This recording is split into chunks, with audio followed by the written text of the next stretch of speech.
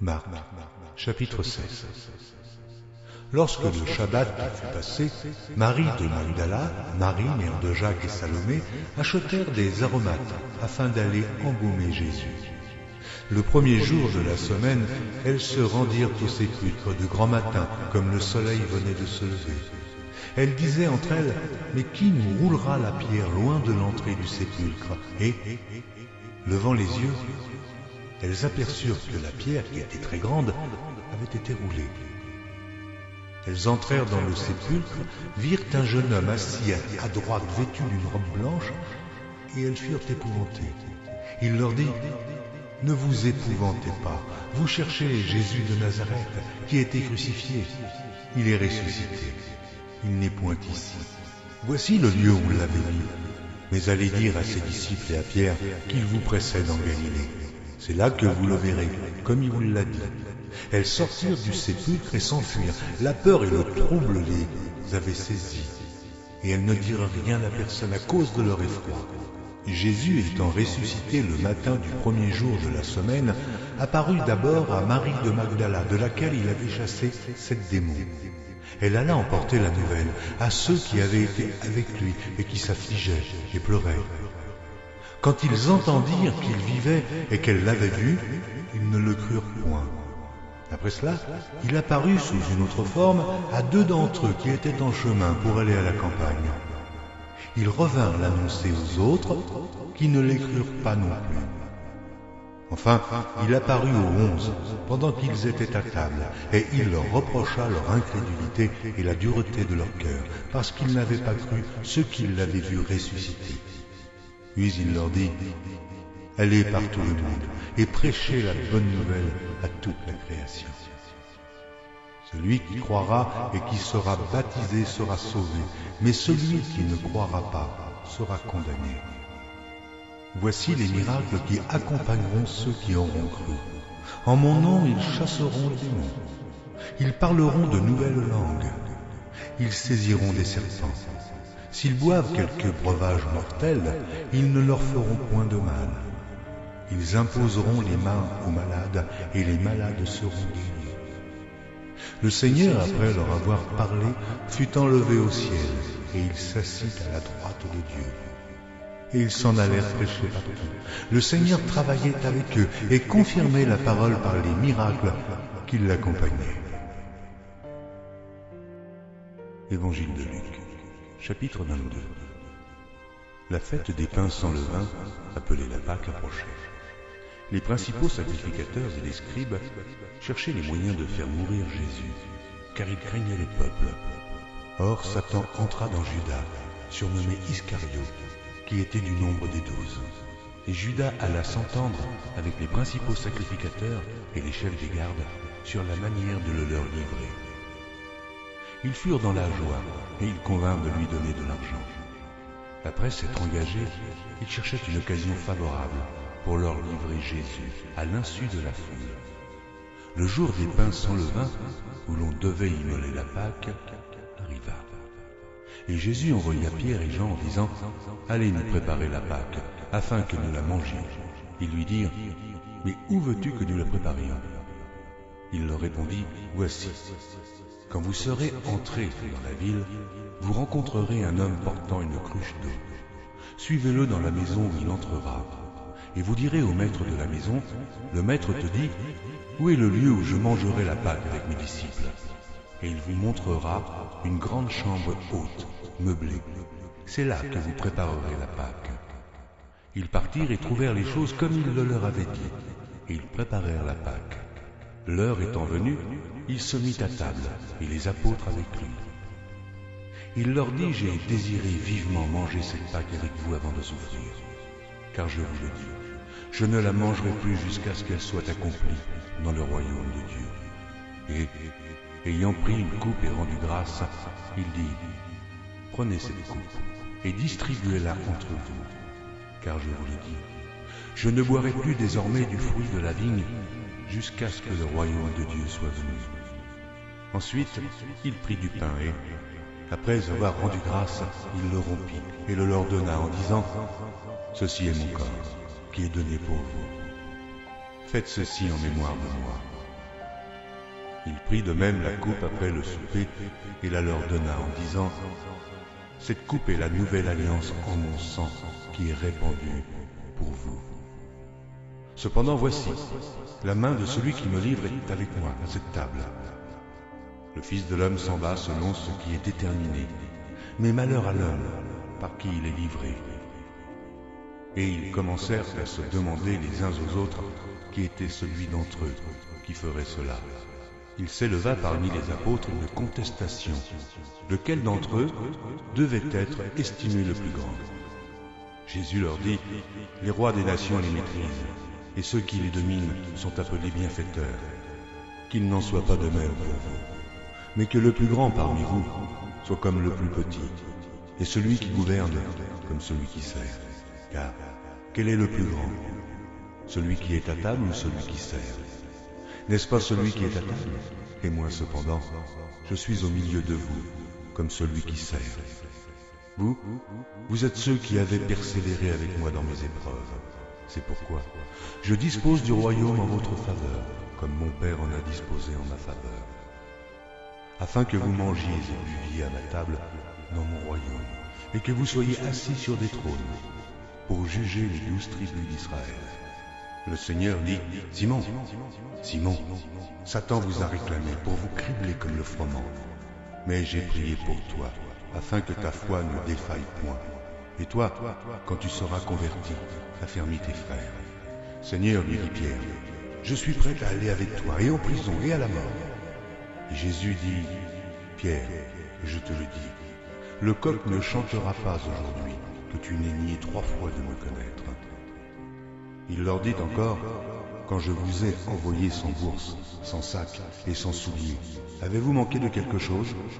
Ils répondirent, « De rien. » Et il leur dit, « Maintenant, au contraire, que celui qui a une bourse la prenne, et que celui qui a un sac le prenne également, que celui qui n'a point d'épée vende son vêtement et achète une épée. Car je vous l'ai dit, il faut que cette parole qui est écrite s'accomplisse en moi. Il a été mis au nombre des malfaiteurs, et ce qui me concerne est sur le point d'arriver. » Ils dirent, « Seigneur, voici 2 épées. » Et il leur dit, « Cela suffit. » Après être sorti, il alla selon sa coutume à la montagne des Oliviers. Ses disciples le suivirent. Lorsqu'il fut arrivé dans ce lieu, il leur dit, « Priez, afin que vous ne tombiez pas en tentation. » Puis il s'éloigna d'eux à la distance d'environ un jet de pierre, et, s'étant mis à genoux, il pria. Il pria disant, « Père, si tu voulais éloigner de moi cette coupe, toutefois, que ma volonté ne se fasse pas, mais la tienne. » Alors un ange lui apparut du ciel pour le fortifier. Étant en agonie, il priait plus instamment, et sa sueur devint comme des grumeaux de sang qui tombaient à terre. Après avoir prié, il se leva et vint vers les disciples, qu'il trouva endormis de tristesse, et il leur dit, « Pourquoi dormez-vous? Levez-vous et priez, afin que vous ne tombiez pas en tentation. » Comme il parlait encore, voici, une foule arriva, et celui qui s'appelait Judas, l'un des 12, marchait devant elle. Il s'approcha de Jésus pour le baiser, et Jésus lui dit, « Judas, c'est par un baiser que tu livres le Fils de l'homme. » Ceux qui étaient avec Jésus, voyant ce qui allait arriver, dirent, « Seigneur, frapperons-nous de l'épée ?» Et l'un d'eux frappa le serviteur du souverain sacrificateur et lui emporta l'oreille droite. Mais Jésus, prenant la parole, dit, « Laissez, arrêtez. » Et, ayant touché l'oreille de cet homme, il le guérit. Jésus dit ensuite aux principaux sacrificateurs, aux chefs des gardes du temple et aux anciens qui étaient venus contre lui, « Vous êtes venus comme après un brigand, avec des épées et des bâtons. J'étais tous les jours avec vous dans le temple, et vous n'avez pas mis la main sur moi. Mais c'est ici votre heure, et la puissance des ténèbres. » Après avoir saisi Jésus, ils l'emmenèrent et le conduisirent dans la maison du souverain sacrificateur. Pierre suivait de loin. Ils allumèrent du feu au milieu de la cour, et ils s'assirent. Pierre s'assit parmi eux. Une servante qui le vit assis devant le feu fixa sur lui le regard et dit, « Cet homme était aussi avec lui, mais il le nia, disant « Va, je ne le connais pas ». Peu après, un autre l'ayant vu dit « Tu es aussi de ces gens-là ». Et Pierre dit « Homme, je n'en suis pas ». Environ 1 heure plus tard, un autre insistait, disant « Certainement cet homme était assis avec lui, car il est galiléen ». Pierre répondit « Homme, je ne sais ce que tu dis. » Et au même instant, comme il parlait, le coq chanta. Le Seigneur s'étant retourné regarda Pierre, et Pierre se souvint de la parole que le Seigneur lui avait dite. « Avant que le coq chante aujourd'hui, tu me renieras 3 fois. » Et, étant sorti, il pleura amèrement. Les hommes qui tenaient Jésus se moquaient de lui et le frappaient. Ils lui voilèrent le visage et ils l'interrogeaient en disant « Devine qui t'a frappé !» Et ils proféraient contre lui beaucoup d'autres injures. Quand le jour fut venu, le collège des anciens du peuple, les principaux sacrificateurs et les scribes, s'assemblèrent et firent amener Jésus dans leur Sanhédrin.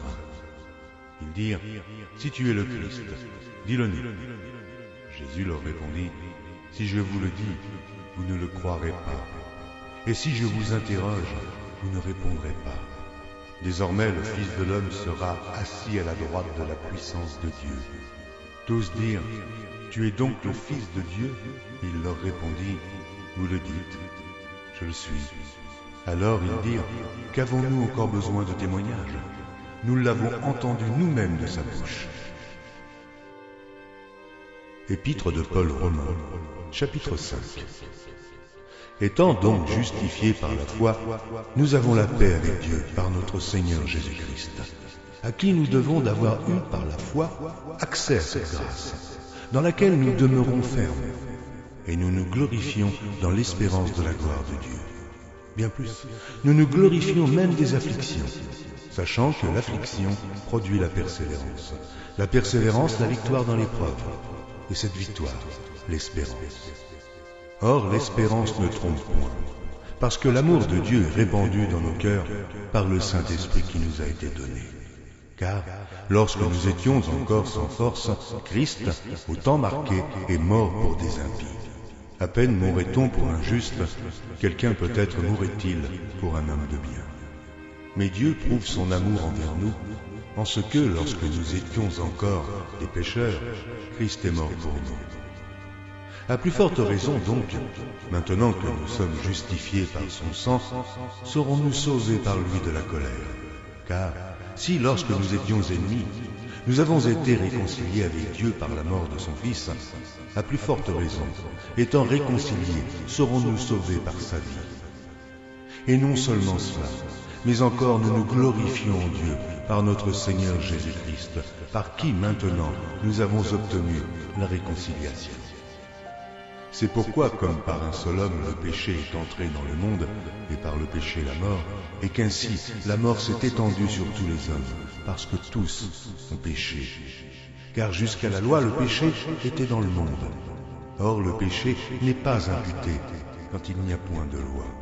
Cependant la mort a régné depuis Adam jusqu'à Moïse, même sur ceux qui n'avaient pas péché par une transgression semblable à celle d'Adam, lequel est la figure de celui qui devait venir. Mais il n'en est pas du don gratuit comme de l'offense, car si par l'offense d'un seul, il en est beaucoup qui sont morts, à plus forte raison, la grâce de Dieu et le don de la grâce venant d'un seul homme, Jésus-Christ, ont-ils été abondamment répandus sur beaucoup. Il n'en est pas du don, comme de ce qui est arrivé par un seul qui a péché, car c'est après une seule offense que le jugement est devenu condamnation, tandis que le don gratuit devient justification après plusieurs offenses. Si par l'offense d'un seul, la mort a régné par lui, à plus forte raison, ceux qui reçoivent l'abondance de la grâce et du don de la justice régneront-ils dans la vie par Jésus-Christ, lui seul.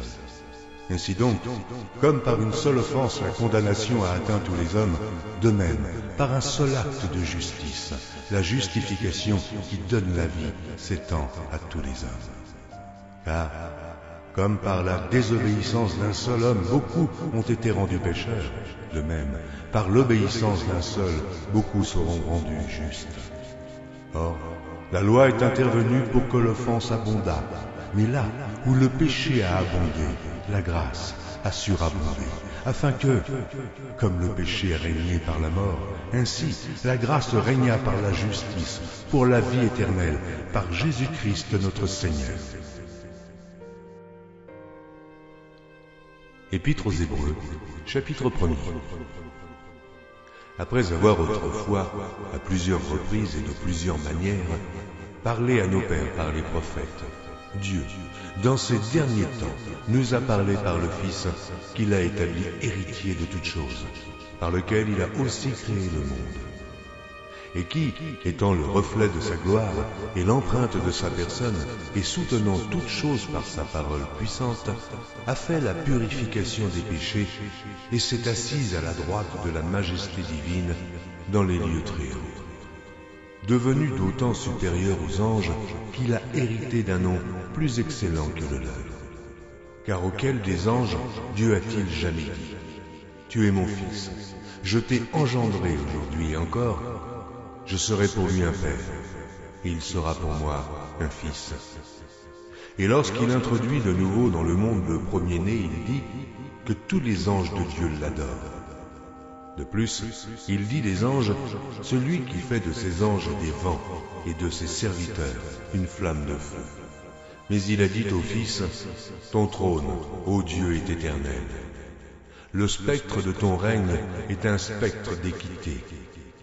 Tu as aimé la justice et tu as haï l'iniquité. C'est pourquoi, ô Dieu, ton Dieu t'a oint d'une huile de joie au-dessus de tes égaux. Et encore, toi, Seigneur, tu as au commencement fondé la terre, et les cieux sont l'ouvrage de tes mains.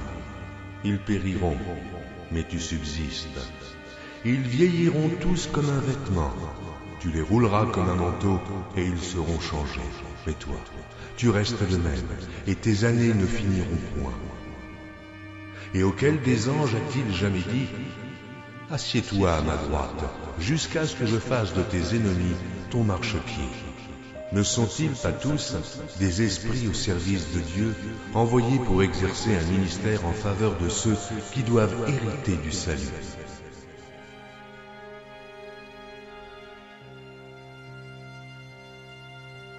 Épître de Paul à Tite, chapitre 3.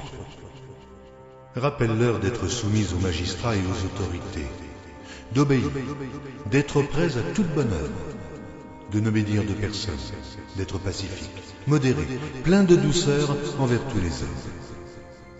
Car nous aussi nous étions autrefois insensés, désobéissants, égarés, asservis à toute espèce de convoitise et de volupté, vivant dans la méchanceté et dans l'envie, dignes d'être haïs, et nous haïssant les uns les autres. Mais lorsque la bonté de Dieu notre Sauveur et son amour pour les hommes ont été manifestés, il nous a sauvés, non à cause des œuvres de justice que nous aurions faites, mais selon sa miséricorde, par le baptême de la génération et le renouvellement du Saint-Esprit, qu'il a répandu sur nous avec abondance par Jésus-Christ, notre Sauveur, afin que, justifiés par sa grâce, nous devenions, en espérance, héritiers de la vie éternelle. Cette parole est certaine, et je veux que tu affirmes ces choses, afin que ceux qui ont cru en Dieu s'appliquent à pratiquer de bonnes œuvres. Voilà ce qui est bon et utile aux hommes. Mais évite les discussions folles, les généalogies, les querelles, les disputes relatives à la loi, car elles sont inutiles et vaines. Éloigne-toi, après un premier et un second avertissement, de celui qui provoque des divisions, sachant qu'un homme de cette espèce est perverti, et qu'il pêche en se condamnant lui-même. Lorsque je t'enverrai Artémas ou Tychique, hâte-toi de venir me rejoindre à Nicopolis, car c'est là que j'ai résolu de passer l'hiver. Aie soin de pourvoir au voyage de Zénas, le docteur de la loi, et d'Apollos, en sorte que rien ne leur manque. Il faut que les nôtres aussi apprennent à pratiquer de bonnes œuvres pour subvenir aux besoins pressants, afin qu'ils ne soient pas sans produire des fruits. tous ceux qui sont avec moi te saluent. Salue ceux qui nous aiment dans la foi. Que la grâce soit avec vous tous. Ésaïe, chapitre 53. Qui a cru à ce qui nous était annoncé? Qui a reconnu le bras de l'Éternel? Il s'est élevé devant lui comme une faible plante, comme un rejeton qui sort d'une terre desséchée. Il n'avait ni beauté, ni éclat pour attirer nos regards, et son aspect n'avait rien pour nous plaire. Méprisé et abandonné des hommes, homme de douleur et habitué à la souffrance, semblable à celui dont on détourne le visage, nous l'avons dédaigné, nous n'avons fait de lui aucun cas. Cependant, ce sont nos souffrances qu'il a portées, c'est de nos douleurs qu'il s'est chargé. Et nous l'avons considéré comme puni, frappé de Dieu et humilié. Mais il était blessé pour nos péchés, brisé pour nos iniquités. Le châtiment qui nous donne la paix est tombé sur lui, et c'est par ses meurtrissures que nous sommes guéris. Nous étions tous errants comme des brebis, chacun suivait sa propre voie.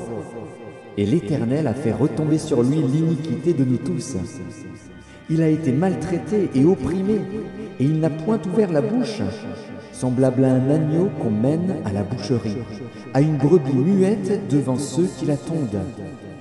Il n'a point ouvert la bouche. Il a été enlevé par l'angoisse et le châtiment. Et parmi ceux de sa génération, qui a cru qu'il était retranché de la terre des vivants et frappé pour les péchés de mon peuple? On a mis son sépulcre parmi les méchants, son tombeau avec le riche, quoiqu'il n'eût point commis de violence et qu'il n'y eût point de fraude dans sa bouche. Il a plu à l'Éternel de le briser par la souffrance. Après avoir livré sa vie en sacrifice pour le péché, il verra une postérité et prolongera ses jours.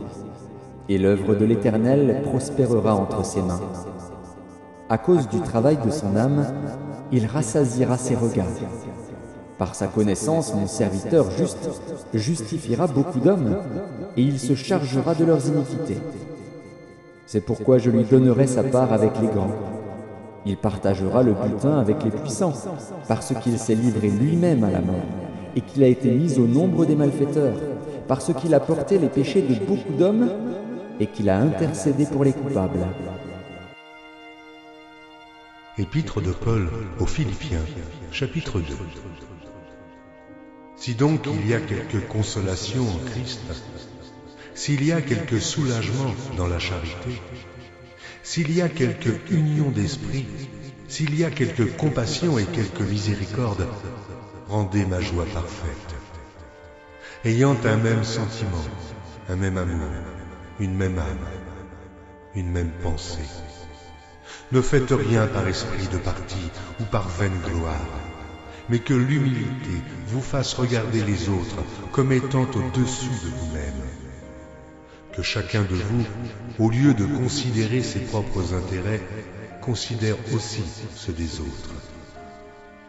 Ayez en vous les sentiments qui étaient en Jésus-Christ, lequel, existant en forme de Dieu, n'a point regardé comme une proie à arracher d'être égal avec Dieu, mais s'est dépouillé lui-même, en prenant une forme de serviteur, en devenant semblable aux hommes, et ayant paru comme un simple homme.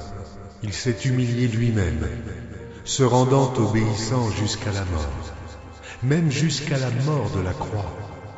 C'est pourquoi aussi Dieu l'a souverainement élevé et lui a donné le nom qui est au-dessus de tout nom, afin qu'au nom de Jésus, tout genou fléchisse dans les cieux, sur la terre et sous la terre, et que toute langue confesse que Jésus-Christ est Seigneur, à la droite de Dieu le Père. Ainsi, mes bien-aimés, comme vous avez toujours obéi, travaillez à votre salut avec crainte et tremblement, non seulement comme en ma présence, mais bien plus encore maintenant que je suis absent.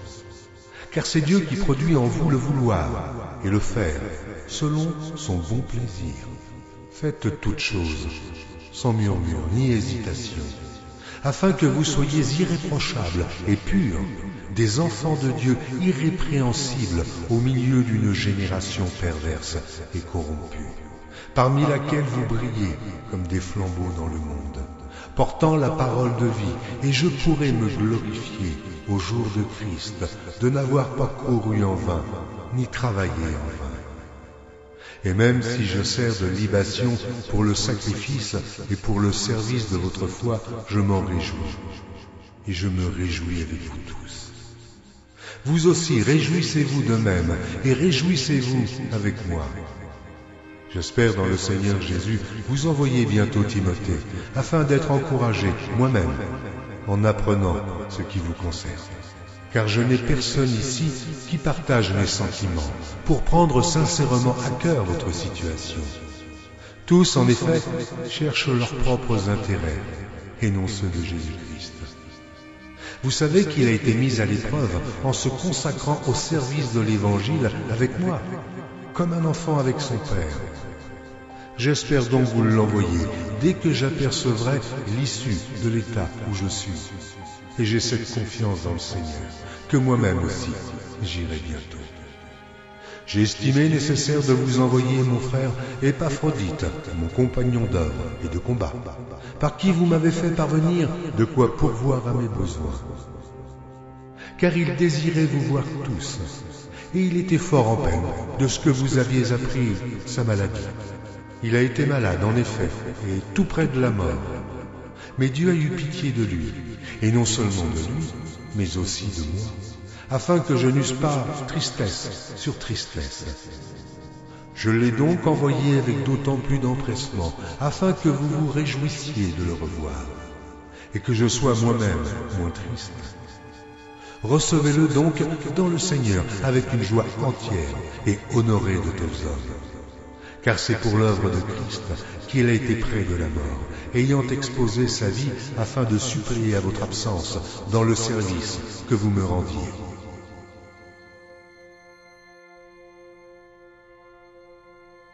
Apocalypse de Jean, chapitre 4. Après cela, je regardai, et voici, une porte était ouverte dans le ciel. La première voix que j'avais entendue, comme le son d'une trompette et qui me parlait, me dit « Monte ici, et je te ferai voir ce qui doit arriver dans la suite. » Aussitôt je fus ravi en esprit, et voici, il y avait un trône dans le ciel, et sur ce trône, quelqu'un était assis.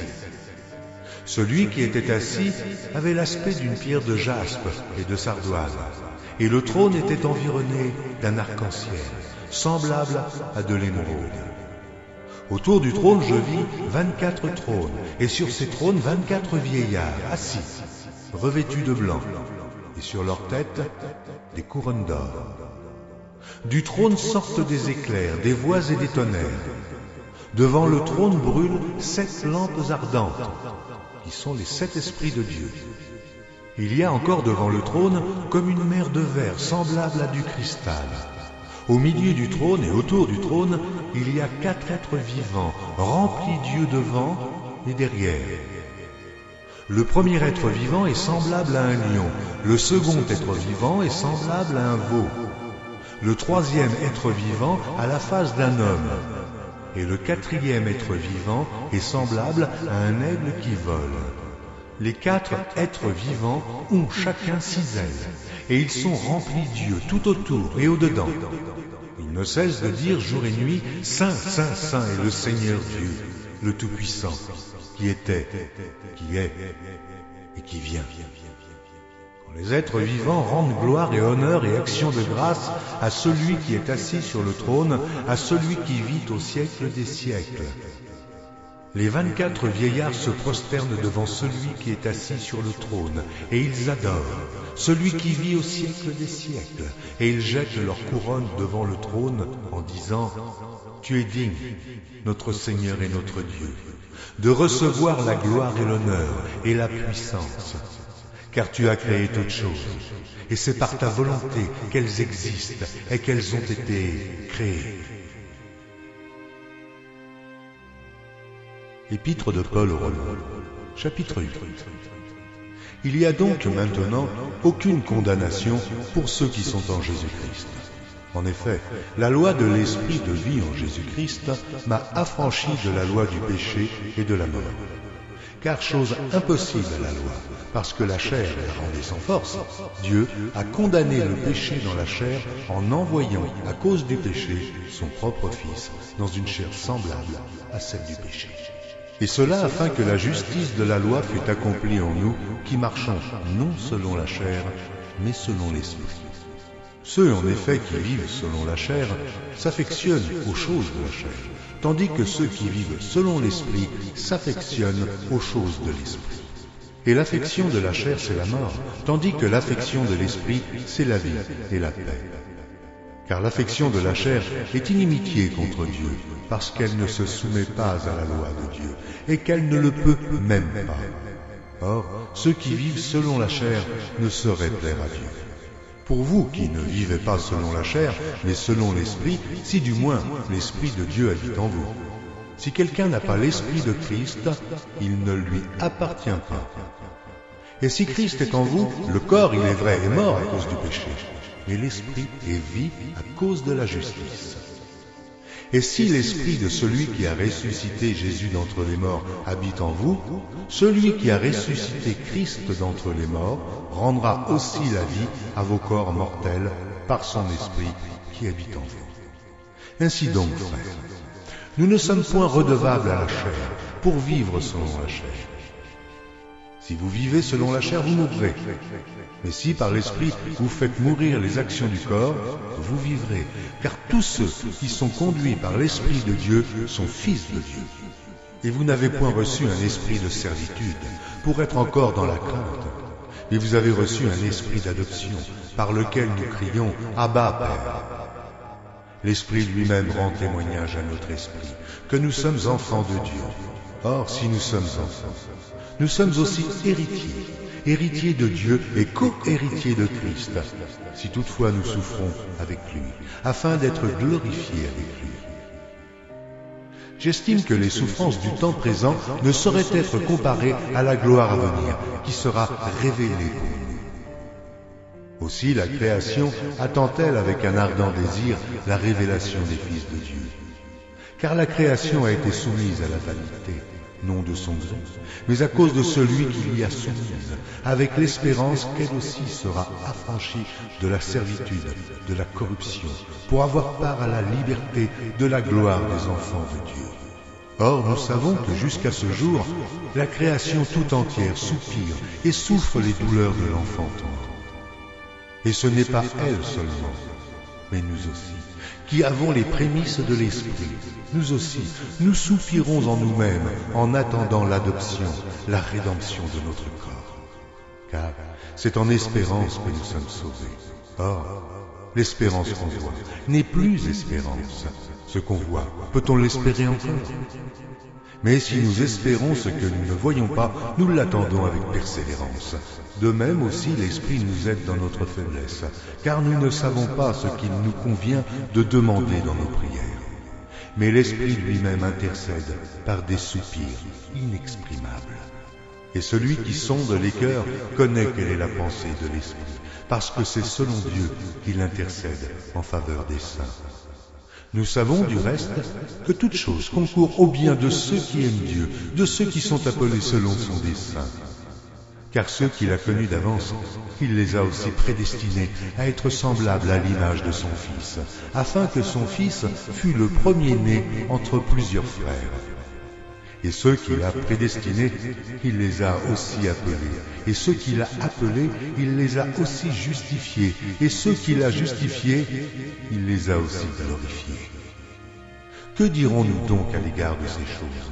Si Dieu est pour nous, qui sera contre nous? Lui qui n'a point épargné son propre Fils, mais qui l'a livré pour nous, comment ne nous donnera-t-il pas aussi toutes choses avec lui?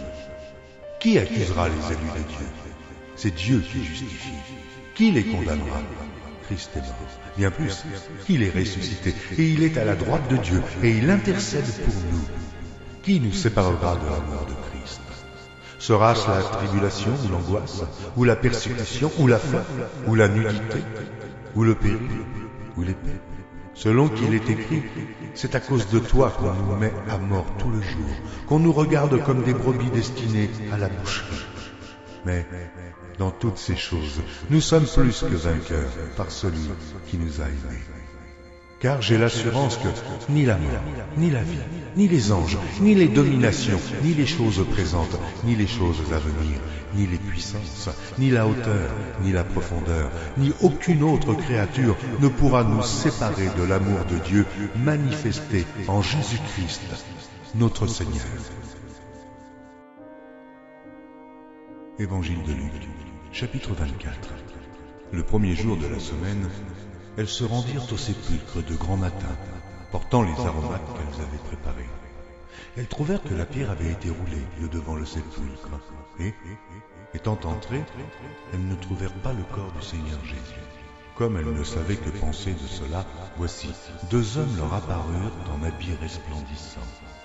Saisies de frayeur, elles baissèrent le visage contre terre, mais ils leur dirent, « Pourquoi cherchez-vous parmi les morts celui qui est vivant ? Il n'est point ici, mais il est ressuscité. Souvenez-vous de quelle manière il vous a parlé lorsqu'il était encore en Galilée, et qu'il disait, « Il faut que le Fils de l'homme soit livré entre les mains des pécheurs, qu'il soit crucifié, et qu'il ressuscite le 3e jour. » Et elles se ressouvinrent des paroles de Jésus. À leur retour du sépulcre, elles annoncèrent toutes ces choses aux 11 et à tous les autres. Celles qui dirent ces choses aux apôtres étaient Marie de Magdala, Jeanne, Marie, mère de Jacques, et les autres qui étaient avec elle. Ils tinrent ces discours pour des rêveries, et ils ne crurent pas ces femmes. Mais Pierre se leva et courut au sépulcre. S'étant baissé, il ne vit que les linges qui étaient à terre. Puis il s'en alla chez lui, dans l'étonnement de ce qui était arrivé. Et voici, ce même jour, 2 disciples allaient à un village nommé Emmaüs, éloigné de Jérusalem de 60 stades, et ils s'entretenaient de tout ce qui s'était passé. Pendant qu'ils parlaient et discutaient, Jésus s'approcha et fit route avec eux. Mais leurs yeux étaient empêchés de le reconnaître. Il leur dit, « De quoi vous entretenez-vous en marchant, pour que vous soyez tout tristes ?» L'un des 2, nommé Cléopas, lui répondit, « Es-tu le seul qui, séjournant à Jérusalem, ne sache pas ce qui y est arrivé ces jours-ci » ? « Quoi, leur dit-il. » Et ils lui répondirent, « Ce qui est arrivé au sujet de Jésus de Nazareth, qui était un prophète puissant en œuvre et en parole, devant Dieu et devant tout le peuple, et comment les principaux sacrificateurs et nos magistrats l'ont livré pour le faire condamner à mort et l'ont crucifié. Nous espérions que ce serait lui qui délivrerait Israël. Mais avec tout cela, voici le 3e jour que ces choses se sont passées. Il est vrai que quelques femmes d'entre nous nous ont fort étonnés, s'étant rendues de grand matin au sépulcre, et n'ayant pas trouvé son corps. Elles sont venues dire que des anges leur sont apparus, et ont annoncé qu'il est vivant. Quelques-uns de ceux qui étaient avec nous sont allés au sépulcre, et ils ont trouvé les choses comme les femmes l'avaient dit. Mais lui, ils ne l'ont point vu. Alors Jésus leur dit, « Ô homme sans intelligence, et dont le cœur est lent à croire tout ce qu'ont dit les prophètes. Ne fallait-il pas que le Christ souffrit ces choses, et qu'il entrât dans sa gloire ?» Et commençant par Moïse et par tous les prophètes, il leur expliqua dans toutes les Écritures ce qui le concernait. Lorsqu'ils furent près du village où ils allaient, il parut vouloir aller plus loin. Mais ils le pressèrent en disant, « Reste avec nous car le soir approche, le jour est sur son déclin. » Et il entra pour rester avec eux. Pendant qu'il était à table avec eux, il prit le pain, et après avoir rendu grâce, il le rompit et le leur donna. Alors leurs yeux s'ouvrirent, et ils le reconnurent. Mais il disparut de devant eux. Et ils se dirent l'un à l'autre, « Notre cœur ne brûlait-il pas au-dedans de nous lorsqu'il nous parlait en chemin et nous expliquait les Écritures ?» Se levant à l'heure même, ils retournèrent à Jérusalem, et ils trouvèrent les 11 et ceux qui étaient avec eux assemblés, et disant, « Le Seigneur est réellement ressuscité, et il est apparu à Simon. » Et ils racontèrent ce qui leur était arrivé en chemin, et comment ils l'avaient reconnu au moment où il rompit le pain. Tandis qu'il parlait de la sorte, lui-même se présenta au milieu d'eux et leur dit « La paix soit avec vous ». Saisis de frayeur et d'épouvante, ils croyaient voir un esprit. Mais il leur dit « Pourquoi êtes-vous troublés? Et pourquoi pareille pensée s'élève-t-elle dans vos cœurs? Voyez mes mains et mes pieds, c'est bien moi. Touchez-moi et voyez.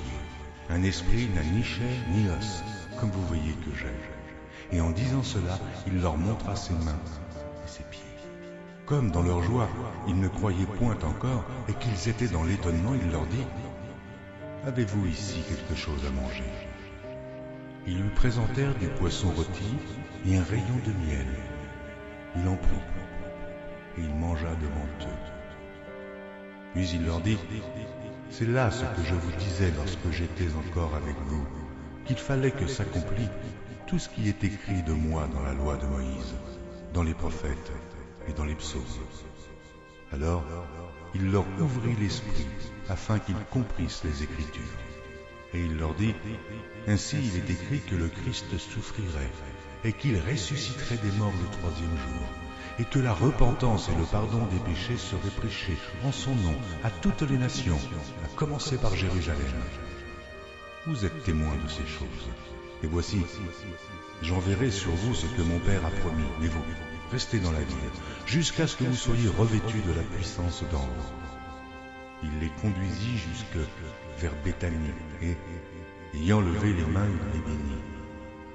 Pendant qu'il les bénissait, il se sépara d'eux et fut enlevé au ciel. Pour eux, après l'avoir adoré, ils retournèrent à Jérusalem avec une grande joie, et ils étaient continuellement dans le temple, louant et bénissant Dieu.